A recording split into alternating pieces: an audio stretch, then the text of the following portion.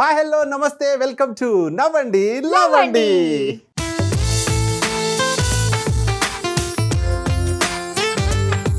Hi రా. Hi రా. ఏంటి ఇంత హాట్ గా ఉన్నావు? నేను ఎప్పుడు హాట్ గానే ఉంటా. సరే నాకు డౌట్, ఒక మనిషిని చూసి వాళ్ళ ఏజ్ ఎలా చెప్తాం? ఇప్పుడు నేను చూసి నేను చెప్పట్లే. ఈ మధ్య గెస్ట్ చేయడం కొంచెం కష్టం, కొంచెం ఈజీ అవుతుంది. ఎందుకంటే ఈ మధ్య చాలా చిన్న పిల్లలు కూడా పెద్దవాళ్ళలాగా కనిపిస్తున్నారు నాలాగా. చాలా మంది పెద్దగా ఉన్న వాళ్ళు చిన్నలాగా కనిపిస్తున్నారు నీలాగా.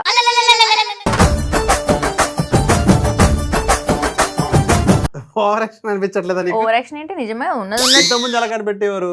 పైన బట్ట కింద పొట్ట అన్నట్టు గుర్తుపెట్టేవారు. ఇప్పుడు చిన్న ఏజ్ లో కూడా బట్ట పొట్ట. అందుకనే అంటున్నా, అదే ప్రాబ్లం అవుతుంది. ఇప్పుడు చూడు, ఎవరైనా నన్ను చూసి ఏమనుకుంటారు, ఈ అమ్మాయి పెద్దది అనుకుంటారు. కానీ 10 సంవత్సరాలు చిన్న నేను వాళ్ళు వేసే ఏజ్ కంటే. కానీ నిన్ను చూసి ఏమనుకుంటారు, ఏదో ఒక నంబర్ అనుకుంటారు. వాళ్ళు చెప్పిన దాని 10 సంవత్సరాలు పెద్ద ఉంటావు నువ్వు. ఈ కన్వర్సేషన్ ఎందుకో బాగాలేదు అనిపిస్తుంది.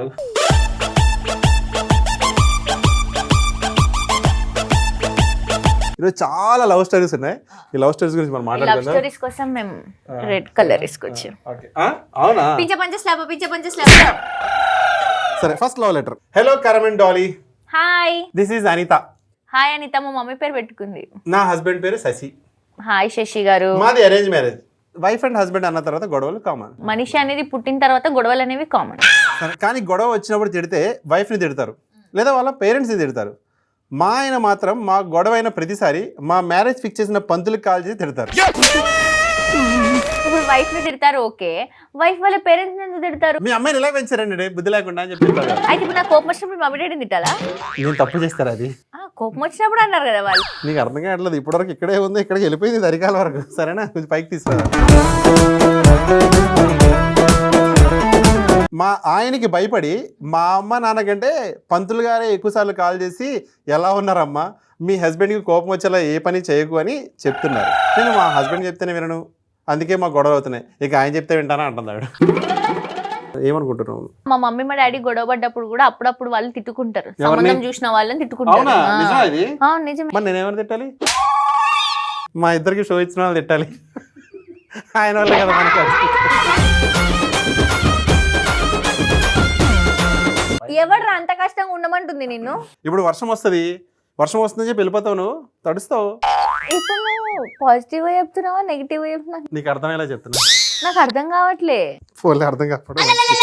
సో శశి గారు, ఒకవేళ మీరు మా షో చూస్తే ఖచ్చితంగా మీరు మీ సైడ్ నుంచి ఒక లెటర్ రాస్తే అది కూడా చదివి సో అనిత గారికి మనం డెడికేట్ చేద్దాం. కానీ ఇప్పుడు నేను ఎండనా వాననా? నువ్వా? రెండు కాదు, నువ్వు చలికాలం అన్నట్టు.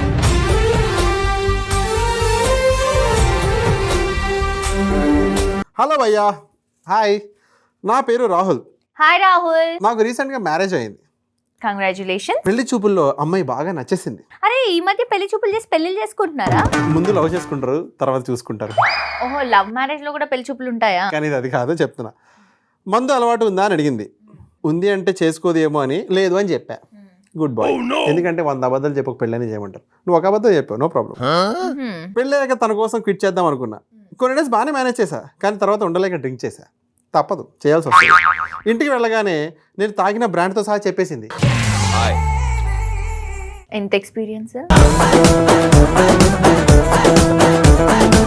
ఇంత కరెక్ట్గా మేనేజ్ చేసిన ఎలా కనిపెట్టింది? మేబీ వాళ్ళ నాన్న కూడా అదే బ్రాండ్ తాగుతాడేమో అనుకున్నా.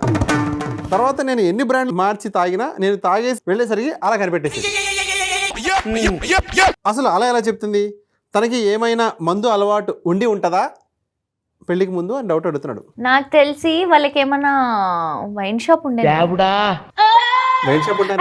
డౌట్, ఇన్ని రోజులు బెల్ట్ షాప్ అనేవాళ్ళు రా. నిజంగా బెల్ట్ షాప్ అంటే అదని తెలియక ప్యాంట్ లో పెట్టుకునే బెల్ట్ షాప్ అనుకునేదాన్ని. ప్రామిస్, ఆ బెల్ట్ షాప్ అనుకునేదాన్ని నేను. బెల్ట్ షాప్స్ అంటే ఊర్లలో ఇక్కడ లాగా షాప్స్, వైన్ షాప్స్ అవి ఉండవు. బెల్ట్ షాప్ అంటే చిన్న చిన్న షాప్స్ లో అమ్ముతారు అనమాట. బెల్ట్లు అమ్మే దాంట్లో అమ్మేవాళ్ళ. ఎగ్జాంపుల్ చెప్తా రాహుల్ భయ్య. నా లైఫ్లో జరిగిన ఒక ఇన్సిడెంట్ చెప్తా. దీనికి ఇన్సిడెంట్ అంటే నేను ఒక సీరియల్ చేసేవాడిని.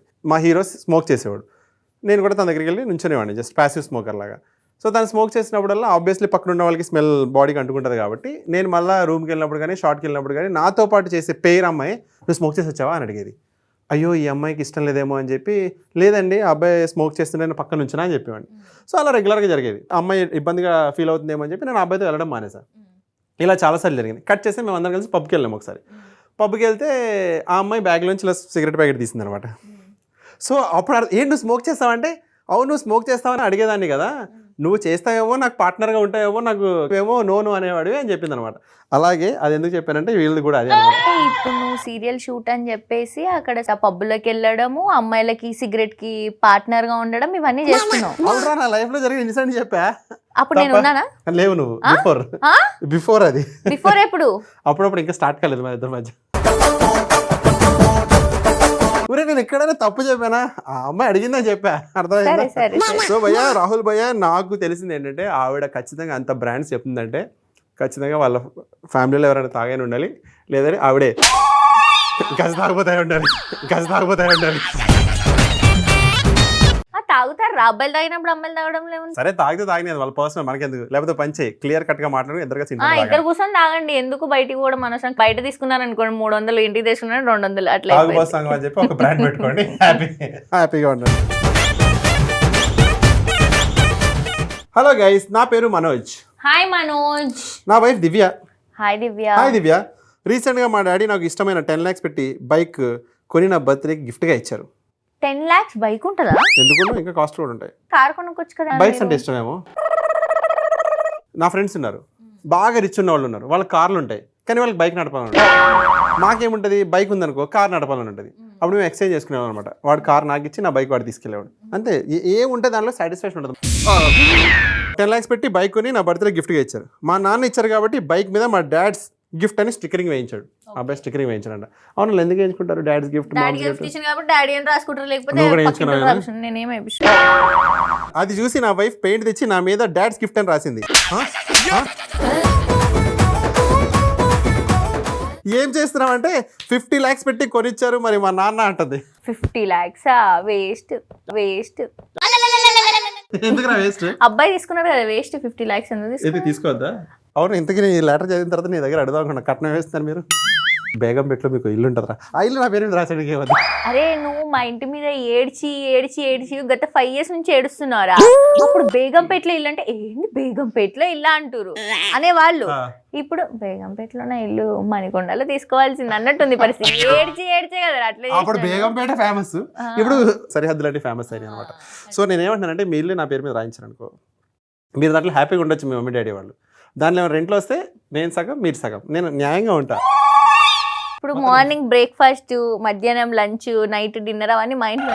నేను ఎందుకుంటా మీ ఇంట్లో? నేను వేరే దగ్గర ఉంటా, మీ ఇల్లు మాత్రం ఇల్లు రాసి మరి నువ్వు తినడానికి అవన్నీ చేయాలి కదా. బయట ఇల్లు తీసుకొని నువ్వు వండి పెడుతుంటా కదా, అక్కడ చేద్దాం.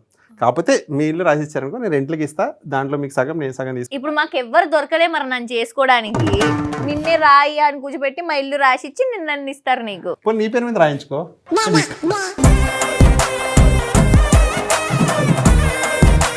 సో ఇంకా నువ్వు మీ డాడీ గిఫ్ట్ అని రాసుకున్నప్పుడు మీ వైఫ్ అలా రాసుకోవడం అస్సలు తప్పలేదని నా ఫీలింగ్. అవును, ఇప్పుడు మేము ఇల్లు రాసిస్తే నీకు ఏమని రాయాలా? ఏది పడితే అది రాసుకోవడానికి నాకు అసలు సిగ్గే లేదు, ఏదైనా రాసుకో. ఇలా తయారయ్యారేంటండి? హైదరాబాద్లో ఇల్లండి, మామూలు విషయమా? బాయ్. హలో కరం. హాయ్, నా పేరు రామ్. ఎందుకు ఓన్లీ నీకే హాయ్ చెప్తాను? అంటే నేనే చదువుతా కాబట్టి నాకే చెప్తాను. నేను చదువుతా. హలో కరం, నా పేరు రామ్. అది నేను చదివి ఆల్రెడీ, తర్వాత చదువు. వేప్ లల్లి మన షో 1 hour తానాకా. అదేంటి తెలుసా, నా వైఫ్ లిల్లీ, నా వైపు కాదు.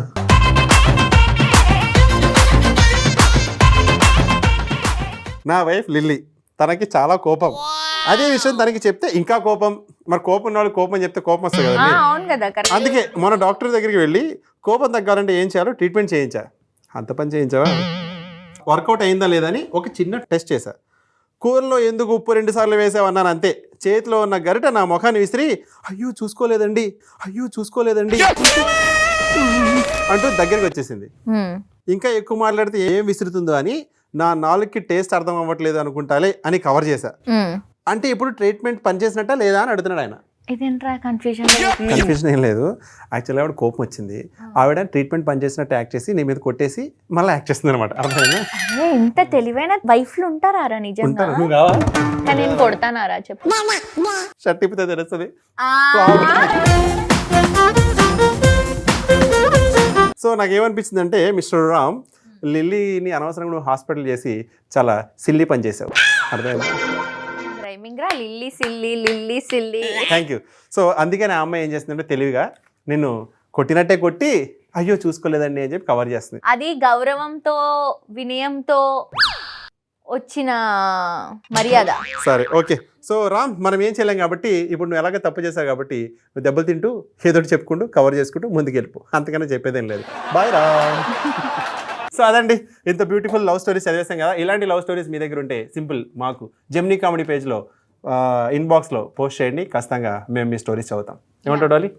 సో ఈ రోజుకి అయిపోయింది కాబట్టి నెక్స్ట్ ఎపిసోడ్లో ఇంకొన్ని లవ్ స్టోరీస్ మీ ముందుంటాం. అంతవరకు నా పేరు కరం. And this is Jolly signing off for today. Tada, bye bye.